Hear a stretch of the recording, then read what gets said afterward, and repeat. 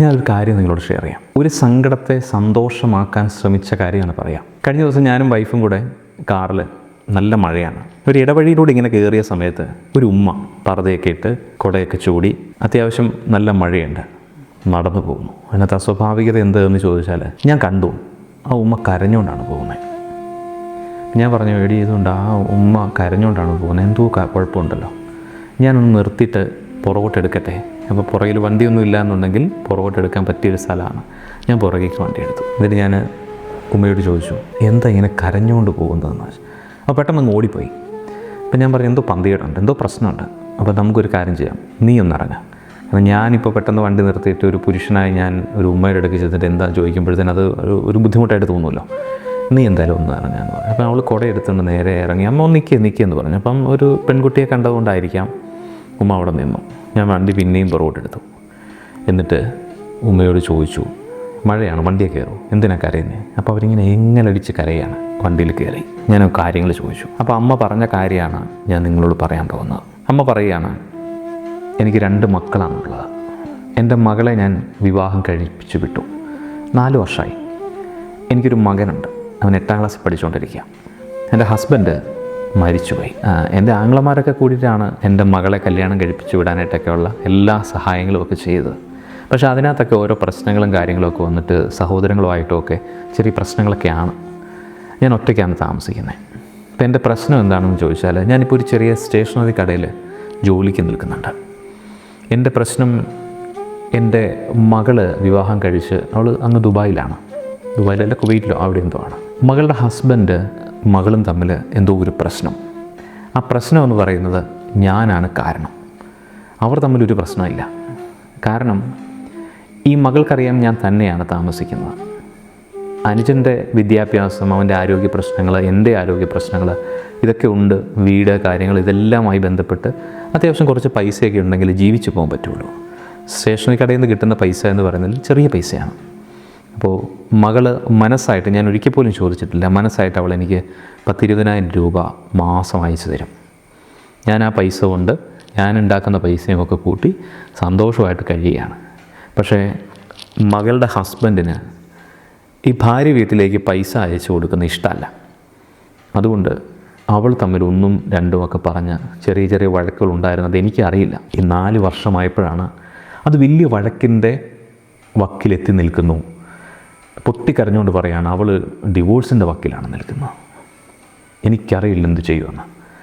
അങ്ങനെ ഞാൻ കരഞ്ഞുകൊണ്ട്, എനിക്കറിയില്ല, എനിക്ക് കരച്ചിൽ അങ്ങനെ വന്നുപോയി. ഞാനങ്ങനെ കരയുന്ന ഒരാളൊന്നുമല്ല, പക്ഷേ എനിക്ക് കരയേണ്ടി വന്നു. ഞാൻ ഈ കരച്ചിൽ കണ്ടപ്പോൾ എൻ്റെ മനസ്സിൽ ചാർലി ചാപ്ലിൻ്റെ പഴയ ഒരു കഥയാണ് ഓർത്ത് വന്നത്.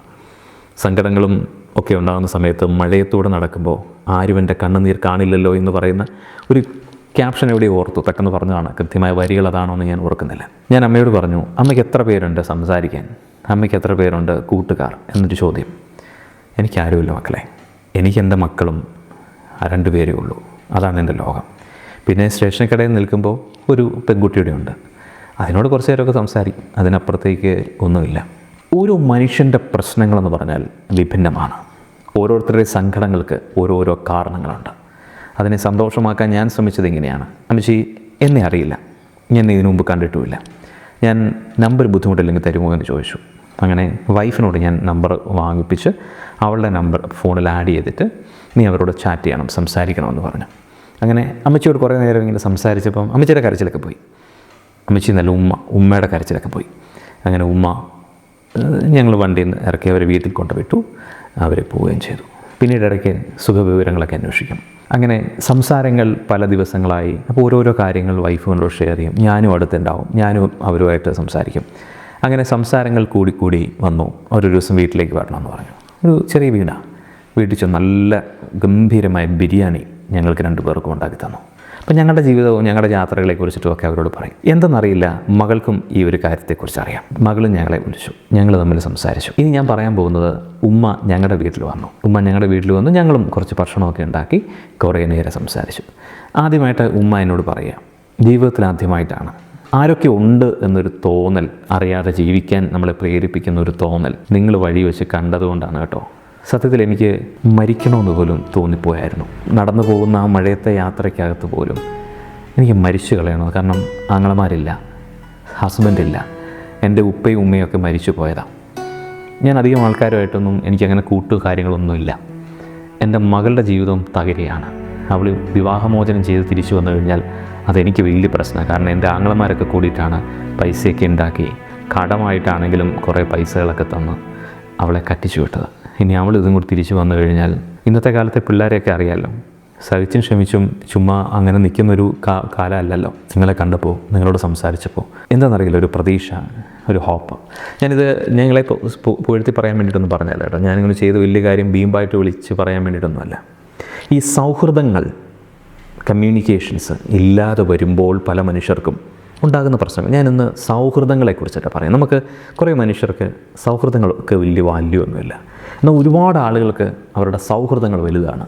നമ്മുടെ കാര്യങ്ങളൊക്കെ സംസാരിക്കാൻ എന്തുകൊണ്ടാണ് സൗഹൃദങ്ങൾ, ഒരു കമ്മ്യൂണിക്കേഷണൽ ഗ്രൂപ്പൊക്കെ ഉണ്ടാകുന്നുണ്ടെങ്കിൽ എന്താണ് അതിൻ്റെ ബെനിഫിറ്റ് എന്നുള്ളത്.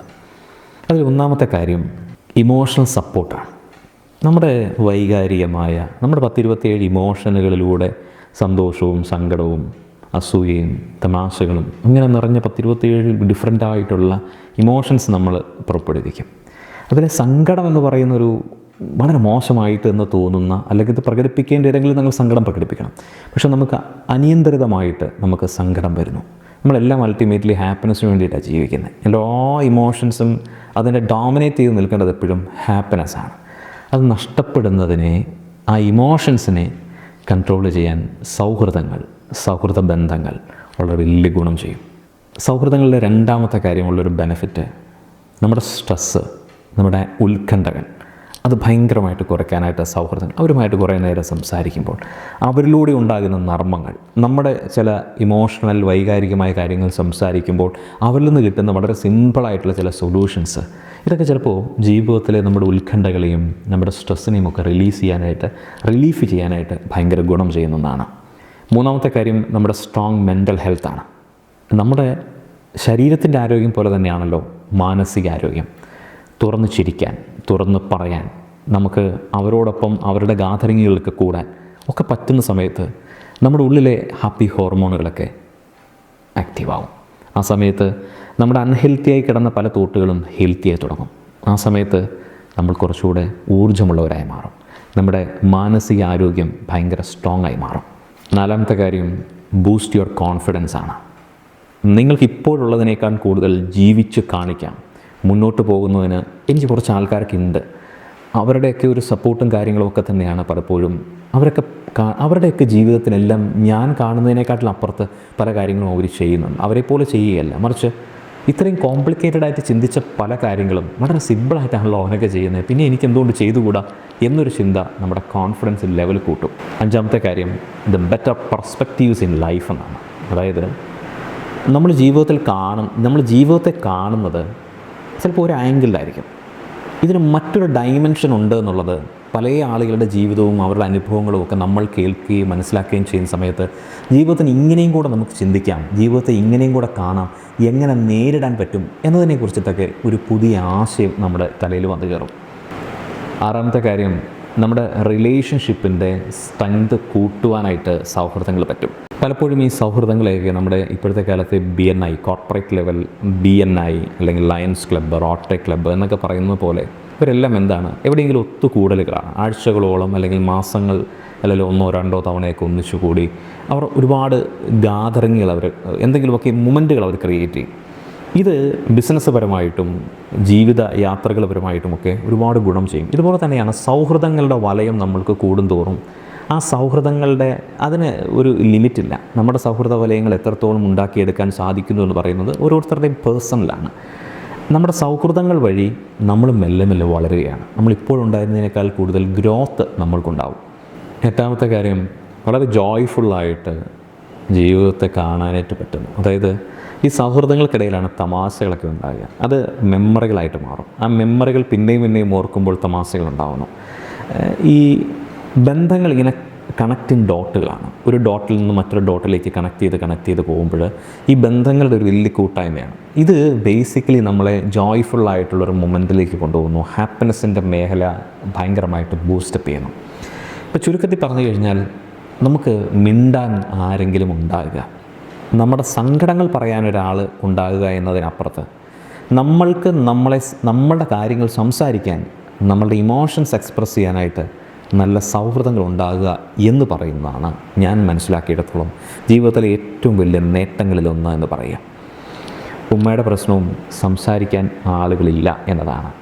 തൻ്റെ വിഷമങ്ങൾ ആരോടെങ്കിലും ഒന്ന് പറയണം എന്നതിനുമപ്പുറത്ത് അത് എന്താണ് അതിൻ്റെ സൊല്യൂഷൻ എന്ന് കണ്ടെത്താൻ, അല്ലെങ്കിൽ മറ്റൊരു തലത്തിൽ അതിന് ചിന്തിക്കാം എന്നത് ആരോടെങ്കിലുമൊക്കെ സംസാരിക്കാൻ പറ്റുകയും സൗഹൃദങ്ങൾ ബിൽഡ് ചെയ്യുകയും ചെയ്താൽ ചിലപ്പോൾ ഉമ്മ കരഞ്ഞുകൊണ്ട് ആ റൂട്ടിലൂടെ പോവില്ല. ഇപ്പോഴും ഉമ്മയുമായിട്ട് സൗഹൃദമുണ്ട്. ഉമ്മ ഇപ്പോൾ ചിരിച്ചുകൊണ്ടാണ് ജീവിതത്തെ കാണുന്നത്. ഉമ്മയുടെ മകൾ ഡിവോഴ്സ് ചെയ്തോ ഇല്ലയോ എന്നതിനെ ഒരു പ്രസക്തമായ കാര്യമല്ല, മറിച്ച് ജീവിതം അവർ ഹാപ്പിയായി കൊണ്ടുപോകുന്നു. Think positive. Have a great day. By.